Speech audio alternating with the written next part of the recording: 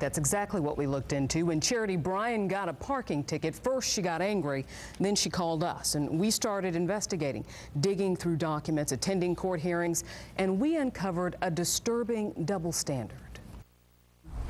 But I'm alive. Yeah. And that's all that matters. And 4 beautiful children. That's right. Charity Bryan is a wife, a mother of 4, an avid Colts fan, and one heck of a fighter. I believe God left me here for a reason. A freak accident on a friend's go-kart stole the use of her legs, but it couldn't take her spunk. Doctors witnessed that as weeks stretched into months of intensive rehabilitation. And we witnessed the feisty redhead's fire after she encountered what she believes is Beech Grove justice run amok. And this ain't right, and I'm not paying it. She's not paying this, a $75 parking ticket for leaving her van in a parking spot reserved for the disabled at the Beech Grove Walmart. Those parking spaces are supposed to be For people like me. And I get a ticket for parking there. You must have been pretty mad. Oh, I was mad. She's had a handicap placard since her crippling accident 5 years ago. Her husband always drives her around in one of the family vans, just as he did on that day to Walmart. Now, your placard, you said, had fallen off? My husband said it had fallen off and it was on the dashboard, and the cop said that he had looked everywhere for it and couldn't find it. A simple misunderstanding, she thought. So we went to the police station and tried to explain it to him, and they told us we had to go to court. So that's where they went. But she says what happened behind the closed doors of the Beech Grove traffic court was a farce. The judge was rude, wouldn't let me talk. Instead, giving far more weight, she says, to the officer's testimony that her placard wasn't where it was supposed to be. It mattered not that she was paralyzed, nor that she legally had a placard. In the end, the judge lowered her ticket cost from $75 to $10.50, but He had a $114 court cost. $114 in court costs. $114.50 to be exact, bringing her total cost for the ticket to $125. Her judge, she says, didn't sympathize with her plight at all. And here's what surprised her most. This is her judge. The Honorable Charles Hunter is the man being pushed in the wheelchair. He came out in a wheelchair, and I'm thinking, okay, he'll understand and he'll dismiss it. No such luck. We wanted to know why, so we paid the judge a visit. I'm an old timer. His words, not mine, but certainly accurate. Judge Hunter is 87. Local GOP leaders brought him out of retirement in 2007 to run for judge of Beech Grove's newly created traffic court. When we asked him about Charity and Robert Bryan's case, the judge said he didn't remember it. She came to court with her husband. She's clearly in a wheelchair. You have no memory of that? Not in a wheelchair, no, I don't. Judge Hunter hears cases once a month, and it's been just 14 days since he presided over Charity and Robert Bryan's trial. But he has no memory of the case. So I try a hypothetical scenario. If someone could indeed prove that they had a handicap placard and that they were indeed disabled, even if the placard wasn't where it was supposed to be. If they actually were disabled and they had a placard, sure, I wouldn't find them guilty, no. Really?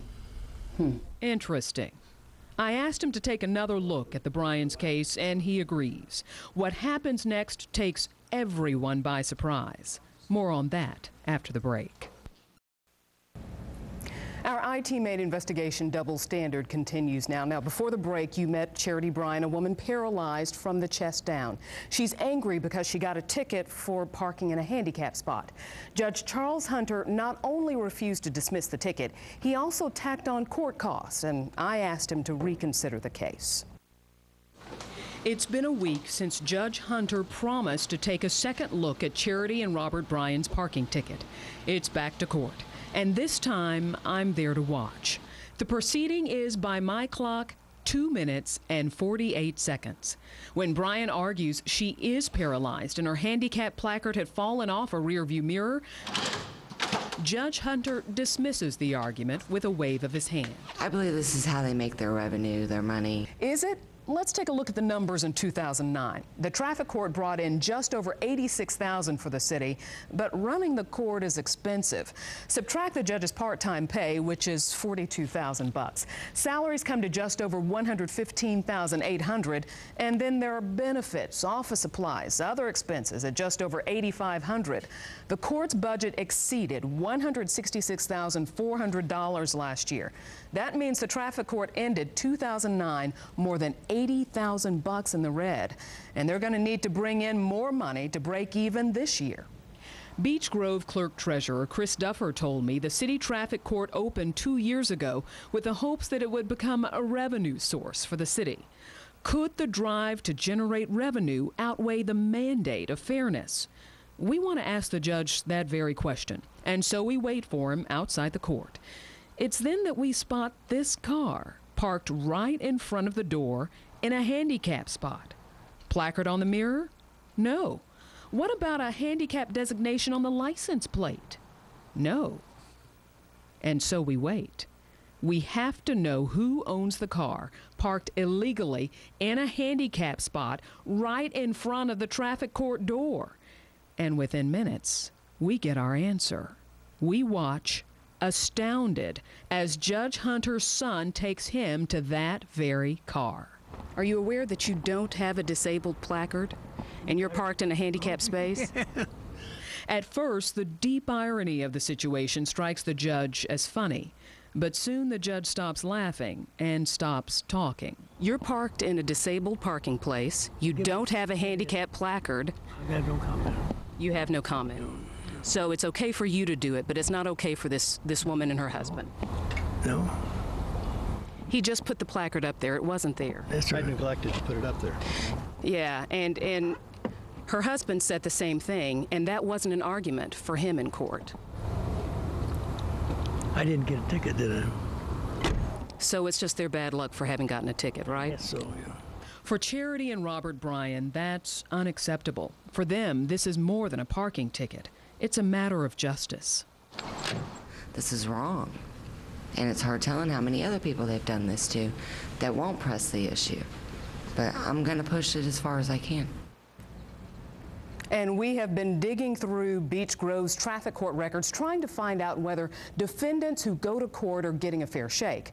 But the court keeps no record of the judge's rulings. The only formal record kept is the money collected at the end of the month.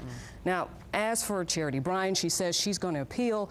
And when she goes to court again, of course, we will be there and we'll let you know what happens. How's she doing right now? Well, actually, she's back in the hospital, and it's a condition that's related to her paralysis. I talked to her tonight.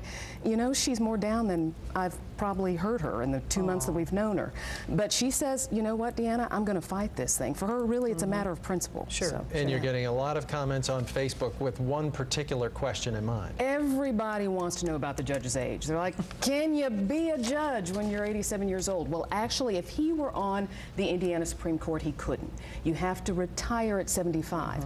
There are no such laws regarding traffic court judges. And in fact, in many local traffic courts, you don't even have to be a lawyer. You don't have to have any experience at all. Goodness, yeah. So it will be interesting to see how all this shakes out. Yeah. All right, keep us posted. Sure. Thanks.